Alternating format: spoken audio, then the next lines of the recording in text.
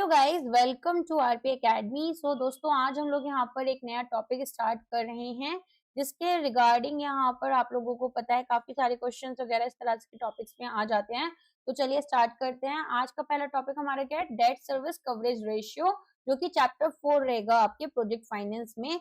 तो मैंने यहाँ पर चैप्टर्स में छोटे छोटे टॉपिक्स को ब्रेक कर दिया ताकि आपको लर्निंग में भी ज्यादा मुश्किल ना आए। तो चलिए, सबसे पहले यहाँ पर किसके बारे में बात हो रही है? आपकी सबसे पहले बात होती है कि क्या आपके लिए ये डीएससीआर होता है। तो इसको बोलते हैं गोल्डन स्टैंडर्ड या फिर गोल्ड स्टैंडर्ड, क्योंकि ये हमारे पास में एक जो लैंडर्स होते हैं जो हमें लोन दे रहे हैं वो ये डिटरमिन करते हैं कि क्या हम फाइनेंशियली यहाँ पर या हमारा जो प्रोजेक्ट है क्या वो इतना रेवेन्यू जनरेट कर पाएगा कि हम उनका पैसा वापस कर पाए। तो क्या प्रोजेक्ट यहाँ पर इनफ कैश जनरेट कर रहा है टू रीपे इट्स लोन, ये डीएससीआर हमें बताता है। मान लो यहाँ पर हमारे पास में डीएससीआर जो है वो 1.5x है, तो इसका क्या मतलब हुआ? या 1 है तो इसका क्या मतलब हुआ? देखो, 1.5 का मतलब है कि आप यहाँ पर 1.5 गुना, ठीक है, इसका 1.5x अर्न कर रहे हो जितना आपको जरूरत है। अगर 1 है तो इसका मतलब होगा कि ये जस्ट इनफ है, और इससे कम है तो यहाँ पर डिफॉल्ट रिस्क हाई होगा। तो अब यहाँ पर आप देखेंगे कि एक बैंक प्रोजेक्ट की बैंकेबिलिटी कैसी है, प्रोजेक्ट की एबिलिटी की वो अपनी डेट ऑब्लिगेशंस को सर्व कर पाए फ्रॉम ऑपरेटिंग कैश फ्लोज। देखो, हमारे पास में एक प्रोजेक्ट स्टार्ट हुआ, प्रोजेक्ट के लिए बैंक से हमने लोन लिया था, मान लो यहाँ पर 10 लाख रुपए का, जिसमें हमें हर महीने यहाँ पर let us consider 1.5 lakh rupees पे करने हैं, ठीक है। अब यहाँ पर जो हमारा प्रोजेक्ट है वो मान लो किसी महीने में 2 लाख रुपए जनरेट करता है, फिर 2.5 करता है, फिर 3, फिर 1। तो इस महीने में पेमेंट कर पाएगा, इस महीने में, इस महीने में, इस महीने में इतना ऑपरेटिंग रेवेन्यू नहीं है। तो यहाँ पर हम डीएससीआर क्या करते हैं, बेसिकली चेक करते हैं कि क्या हमारा प्रोजेक्ट जो है वो इतना बैंकेबल है, इतना ऑपरेटिंग प्रॉफिट हमें प्रोवाइड करेगा कि हम अपनी इंटरेस्ट पेमेंट्स, अपनी यहाँ पर प्रिंसिपल पेमेंट्स या ईएमआई पे कर पाएंगे। तो single most important financial metric होता है प्रोजेक्ट फाइनेंस में। कोई भी प्रोजेक्ट यहाँ पर बैंकेबल नहीं होगा जब तक ये एडिक्वेट डीएससीआर हमें through out the loan tenure ना डेमोन्स्ट्रेट कर दे। तो प्राइमरी रीपेमेंट सोर्स क्या होगा? प्रोजेक्ट कैश फ्लो यहाँ पर ओनली सोर्स है डेट रीपेमेंट का, मतलब यहाँ पर हमारे पास नॉन रिकोर्स स्ट्रक्चर है। नॉन रिकोर्स में किसके पास में जाती है? देखो, एक हमारे पास मान लो एसपीवी है, स्पेशल पर्पस व्हीकल, इन्होंने यहाँ पर किसी इंफ्रास्ट्रक्चर प्रोजेक्ट के लिए लोन लिया था बैंक से। तो अगर यहाँ पर नॉन रिकोर्स फैसिलिटी है तो बैंक को ये ने पैसा वापस नहीं करना होगा अगर ये प्रोजेक्ट काम नहीं करता है। और ये स्पेशली आपकी जो मेन कंपनी होती है ना, पेरेंट कंपनी, उसके लिए बनाई जाती है। तो स्पेशल पर्पस व्हीकल क्या करेगी? इंफ्रास्ट्रक्चर बेच देगी और जो भी पेमेंट्स यहाँ पर आ पाएंगे उतना पैसा देगी, लेकिन बैंक तो इसकी पेरेंट कंपनी तक नहीं जा पाएगा। तो अब आप यहाँ पर देखेंगे कि हमारे पास में डीएससीआर जो है मार्जिन ऑफ सेफ्टी बताती है लेंडर्स के लिए। मार्जिन ऑफ सेफ्टी क्या होती है? एक ब्रेक इवन पॉइंट होता है जिसमें हम देखते हैं कि फिक्स्ड कॉस्ट और वेरिएबल कॉस्ट आपकी जो आपका ऑपरेटिंग रेवेन्यू है उससे कवर होनी चाहिए, राइट। तब हम ब्रेक इवन पॉइंट यहाँ पर अचीव करते हैं, जिसका सिंपल मतलब होता है कि ना हम प्रॉफिट में है ना हम लॉस में है। फिर आता है एक मार्जिन ऑफ सेफ्टी का कॉन्सेप्ट। मार्जिन ऑफ सेफ्टी में हम क्या देखते हैं? यहाँ पर हमारे पास ये वो मिनिमम अमाउंट है जो कि हमें यहाँ पर मेंटेन करनी होगी ताकि हम प्रॉफिटेबल रहें। हमारे पास में जो भी देखो, ये वो देखो, अगर मार्जिन ऑफ सेफ्टी क्या होती है, मान लो एक प्रोजेक्ट है बहुत अच्छा परफॉर्म कर रहा है, बहुत अच्छे यहाँ पर रेवेन्यूज लेकर आ रहा है, धीरे धीरे सेल्स खराब होती जा रही है, तो भी जब तक वो मार्जिन ऑफ सेफ्टी में है, इसका मतलब है कि यहाँ पर एक क्वेश्चन है ताकि यहाँ पर जो भी आपके एक्स्ट्रा एक्सपेंसेस है वो सारी चीजें आप कवर कर पा रहे हो, आप एक सेफ जोन में हो, ठीक है। इसके बाद में यहाँ पर क्या होगा? ब्रेक इवन तक पहुंचोगे और फिर लॉस में आ जाओगे। तो हम यहाँ पर कोविनेंट बेसिस में देखें तो ये प्राइमरी फाइनेंशियल कोविनेंट है आपका लोन एग्रीमेंट में। यहाँ पर हम स्ट्रेस टेस्टिंग करते हैं। स्ट्रेस टेस्टिंग क्या है? इसमें हम ये देखते हैं कि भाई बैंक वाइड हमारे पास क्या रिस्क है, मार्केट वाइड क्या है। तो इसी तरीके से इंडस्ट्री वाइड रिस्क देखा जाएगा, मार्केट वाइड देखा जाएगा, कंपनी में टोटल यहाँ पर कितना रिस्क है वो देखा जाता है, और हमारा ओवरऑल रिस्क सबको कंबाइन करते हैं। एडवर्स सिनेरियोज में, अनफेवरेबल सिनेरियोज में कैसे प्रोजेक्ट हमारा रेजिलिएंट रहेगा। डेट कैपेसिटी, तो यहाँ पर डीएससीआर हमें डिटरमिन करके देता है मैक्सिमम डेट जो कि एक प्रोजेक्ट यहाँ पर सपोर्ट कर सकता है, मतलब आप कितना अपनी प्रिंसिपल और इंटरेस्ट यहाँ पर, ठीक है, पे कर पाओगे इस प्रोजेक्ट के थ्रू।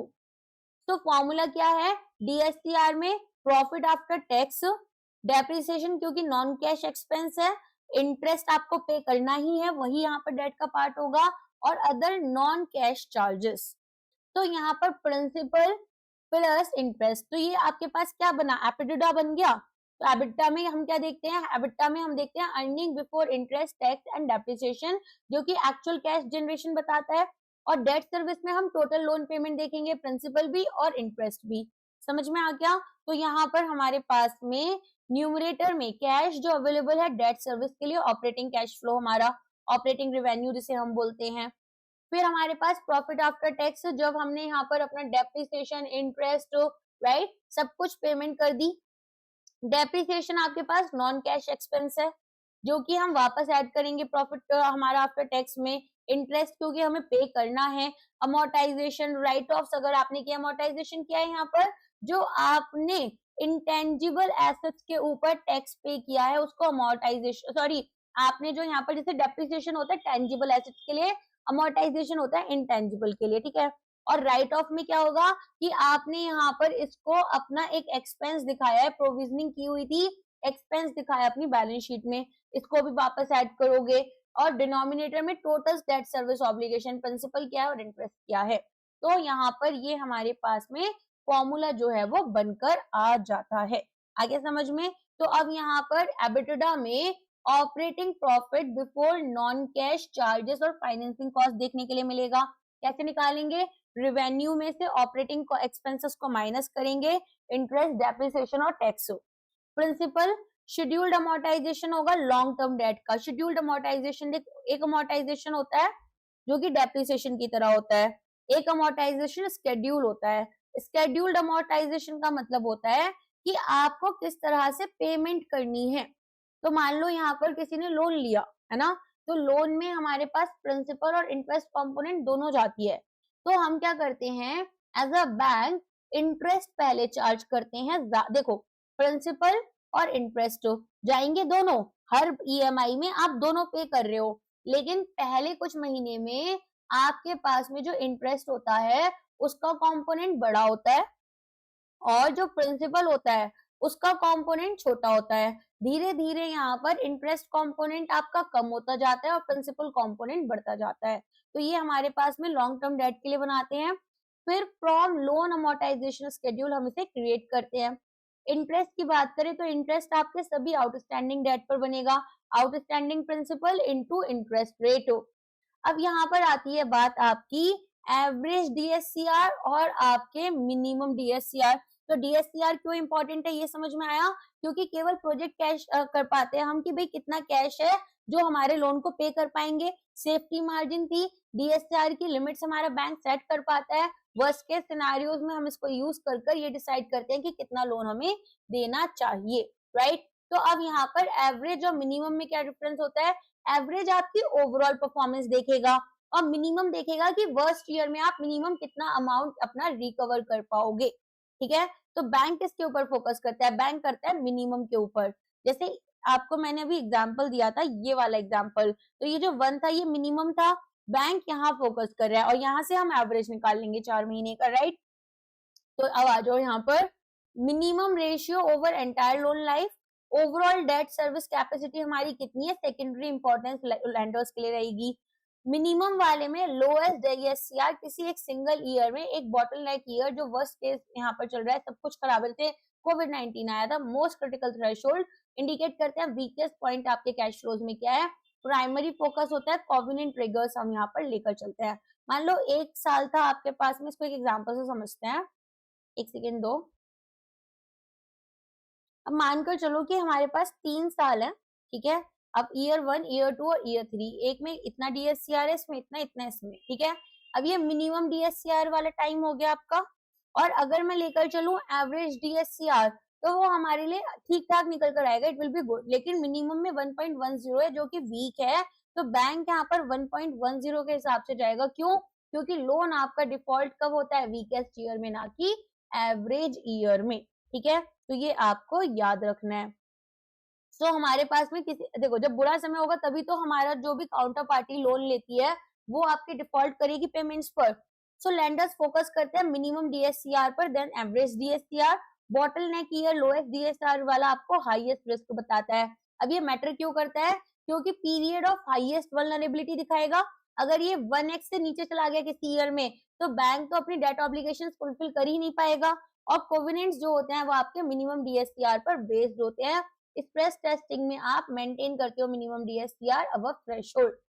तो क्या क्या बेंचमार्क्स हैं? अगर ये 1 से कम है, प्रोजेक्ट अपने लैंडर्स को अपने खुद के ऑपरेशन से पे नहीं कर पाएगा, डिफॉल्ट रिस्क हमारे सामने आएगा। तो यहाँ पर कैश स्वीप या फिर एक्सलरेशन। अगर ये आपका 1 है तो एग्जैक्टली सफिशिएंट कैश फ्लो है, आपने सारा इंटरेस्ट पेमेंट वगैरह कर दिया, कोई मार्जिन ऑफ सेफ्टी नहीं है, ब्रेक इवन पॉइंट जैसा हो गया, हाई रिस्क है, मॉनिटरिंग करनी पड़ेगी। 1 से 1.2 है, लो मार्जिन ऑफ सेफ्टी है, हाईली सेंसिटिव है, अगर जरा से भी रेवेन्यू फ्लक्चुएशन होगी तो यहाँ पर आप ब्रेक इवन की तरफ चले जाओगे। 1.2 से 1.5 है, ठीक है, एक्सेप्टेबल मार्जिन के बीच में हो आप यहाँ पर। टिपिकल लैंडिंग बेंचमार्क है, स्टैंडर्ड कोवेनेंट्स, नॉर्मल डिस्ट्रीब्यूशन आपका रहेगा।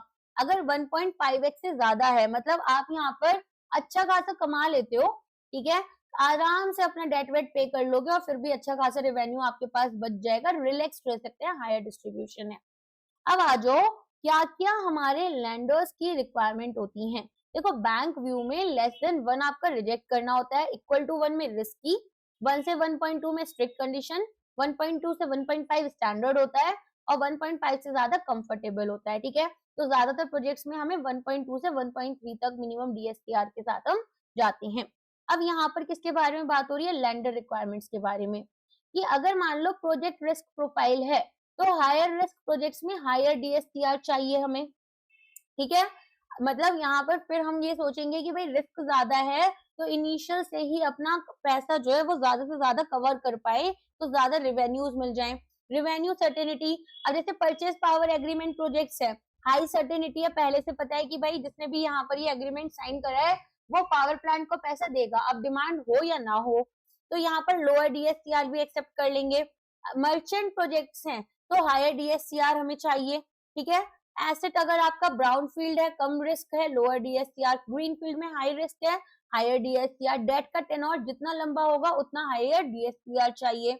करेंसी रिस्क, अगर यहाँ पर अनहेज्ड करेंसी रिस्क एक्सपोजर है, मतलब क्यों होगा ये कि रेवेन्यू हमने जनरेट करा, लेट अस कंसीडर आपका यूरोज में, और हमने यहाँ पर जो अपना लोन लिया है वो लिया रुपीज में।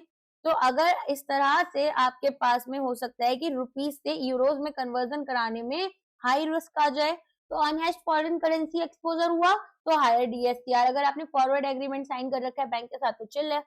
Regulatory environment, stable regulatory environment में आपको लोअर डीएससीआर चाहिए। सेक्टर वाइज अगर हम देखें तो वो आप ये वाला याद कर सकते हैं, 1.20 हाई रेवेन्यू सर्टेनिटी है, क्योंकि पावर में मर्चेंट के साथ में 1.40 से 1.5 कोई फिक्स रेवेन्यू नहीं है, मार्केट प्राइस का भी रिस्क है।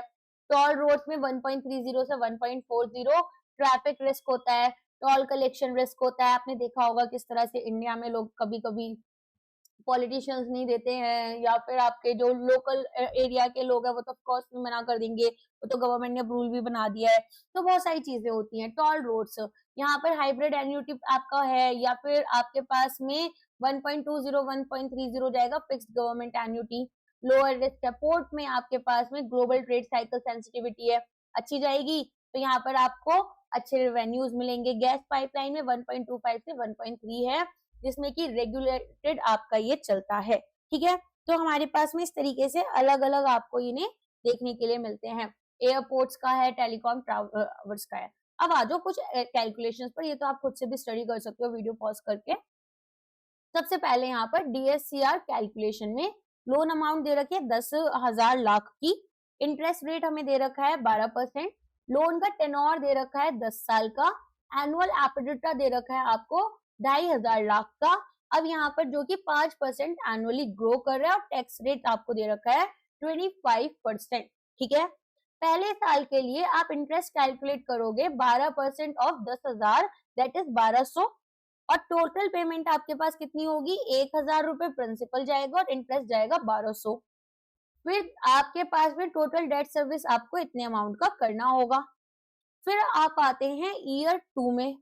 ईयर 2 में हमारे पास में यही जो एबिलिटी है 2.5 लाख से बढ़कर 5% से बढ़ जाएगा, राइट? तो अब अगर हम इसे 5% से बढ़ाएंगे तो हमारे पास में यहाँ पर नंबर्स भी बढ़ेंगे, जैसे कि आपका हो गया 2625, राइट? देन यहाँ पर 2756, 5% से बढ़ता जा रहा है एबिटडा।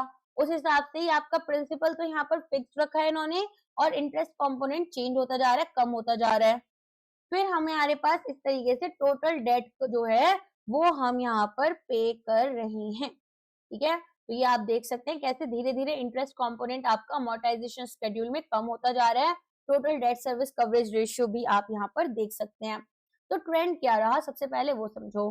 पहले साल में जो DSCR है वो आपका 2500 अपॉन 2200 आएगा।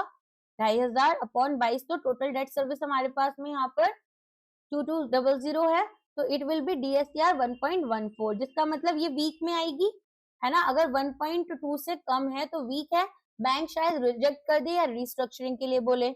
अब DSCR धीरे धीरे क्यों बढ़ रहा है? क्योंकि इंटरेस्ट रेट कम होता जा रहा है और इनकम यहाँ पर बढ़ती जा रही है।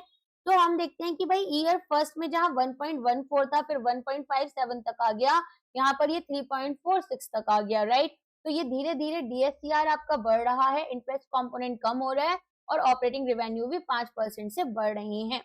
तो एवरेज DSCR आप इन सबका एवरेज निकालोगे यहाँ पर, है ना? 10 साल का पूरा आपने एवरेज निकालना है। और अगर बात की जाए मिनिमम DSCR की, तो मिनिमम पहले ईयर में ही था 1.14, उससे नीचे तो कभी गया ही नहीं।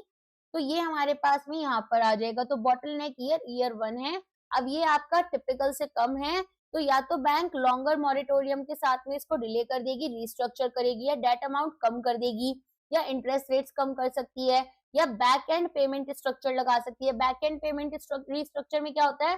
देखो, फ्रंट एंड में आप यहाँ पर जब लोन देते हो, तो लोन देने में मान लो 10 लाख का लोन देना है, उस पर 1 लाख का आपका इंटरेस्ट कटता, तो 9 लाख रुपए ही कस्टमर को दिए जा रहे हैं। और बैक एंड में आप क्या कर रहे हो?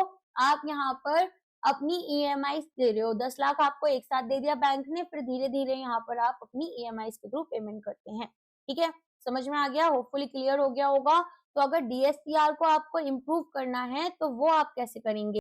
अब इसके लिए कुछ पॉइंट्स होते हैं, जैसे कि अगर आपका DSCR कम है तो लोन टेन्योर को हमने अभी बढ़ाया था, तो ईयरली रीपेमेंट करी, मॉरिटोरियम पीरियड हमने यहाँ पर डिले कर दिया, प्रिंसिपल रीपेमेंट लोअर कर दी, लोन अमाउंट, तो ये सारी चीजें हमें करनी होती हैं। तो अगर DSCR 1.1 है और ग्रीन फील्ड प्रोजेक्ट है तो बैंक माइट भी इसको रिजेक्ट कर दे। अगर DSCR 1.25 है, पावर प्रोजेक्ट है आपके पास में विद PPA, तो एक्सेप्टेबल होगा। इस तरह की केस स्टडीज आपको एग्जाम में देखने के लिए मिल जाती हैं। आई होप लेक्चर आपको समझ में आ गया होगा। लाइक करना वीडियो को, कमेंट करना, इसके अलावा हाइप कर दिया करो। एटलीस्ट जो बड़े वीडियोस होते हैं उनको हाइप कर दिया करो, और इसके अलावा कुछ और चाहिए तो वो भी बता देना। Thank you so much, bye bye, take care guys.